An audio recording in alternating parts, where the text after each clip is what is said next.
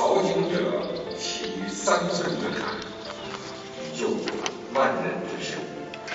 社会主义建设者的接班人，既要有高尚品德，又要有真才实学。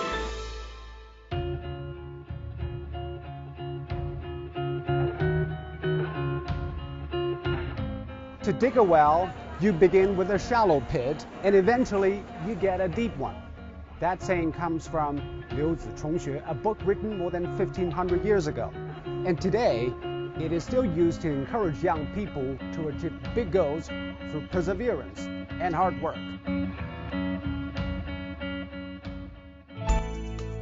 That works for a person as well as a country.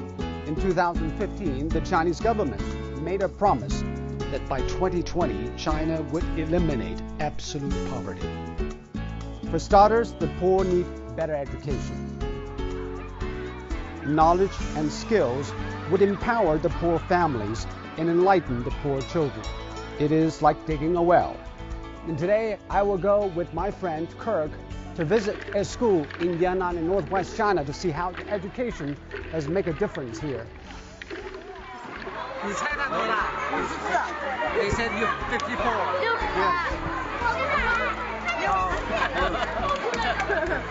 他很高兴，你们说他这么年轻，他60了。Very good.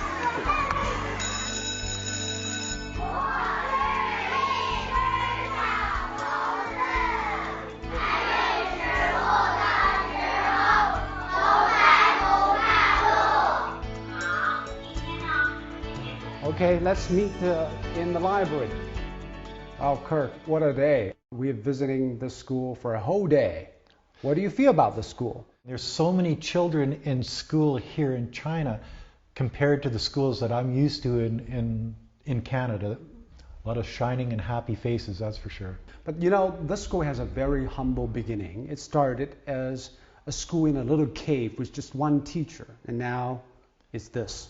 Because this is located in the west of China, not so developed area, it got a lot of help from elsewhere. For example, the internet classroom we just visited, they got teachers helping from the East Coast.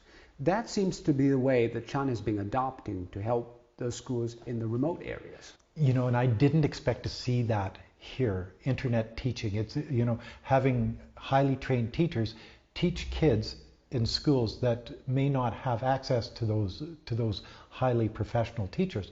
And I think that the teachers can learn from what they're being taught online here. And about this saying, when you want to have a well, you have to make a dent first, and then eventually you have a deep well. You have similar expressions in other cultures? Well, you know, every long journey starts with a single step, and I think that's true with anything that you do in life. Well, and I think that's where this saying comes in.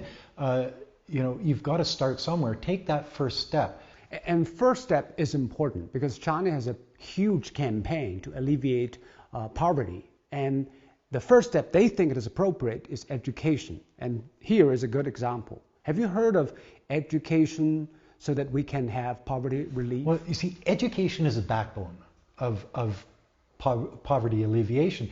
With good education, these children have the opportunity to go from good education to good employment. They're making more money, their lives are better, and when they have children, you know that they're going to be spending some of that hard-earned money that they've made on their children's education. It's a cycle. If that cycle is poverty, well, then they're never going to have a chance to better their communities, their families.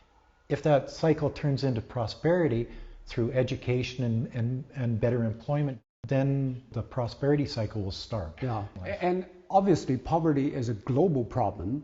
If people living elsewhere in the world should take away anything from the Chinese practice by lifting people out of poverty through education, what would that be?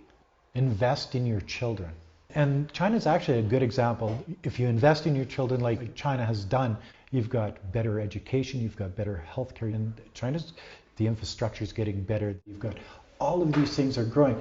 And the rest of the world is watching and saying, well, how's China doing that? And sooner or later, they're going to figure out it's because of their education. In 1993, they put just under 90 billion yen into education, so between 2.5% and 3% of their GDP. In 2020, they put over 5 trillion yen into education. So you can see the difference with that investment in their children, in education of the people of their country.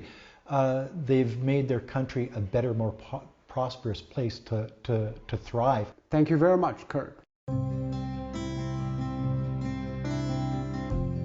周老师，您看到这个学校的变化是什么样的呀？日新月异的这个变化，从2层现在变成4层，然后后边又修建了这个综合楼，整个的这个设施设备都是焕然一新。咱们这个区上市上都特别重视这个小学这个教育。杨老师，当年他这个小学是什么样的状况？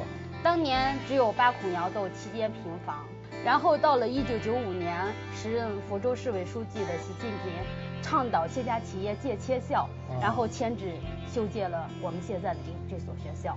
我就是杨江里小学毕业的，看到这个母校有这么大翻天覆地的变化，我心里由衷的感谢。相信孩子们能在这样的环境中，他们会更加的努力学习。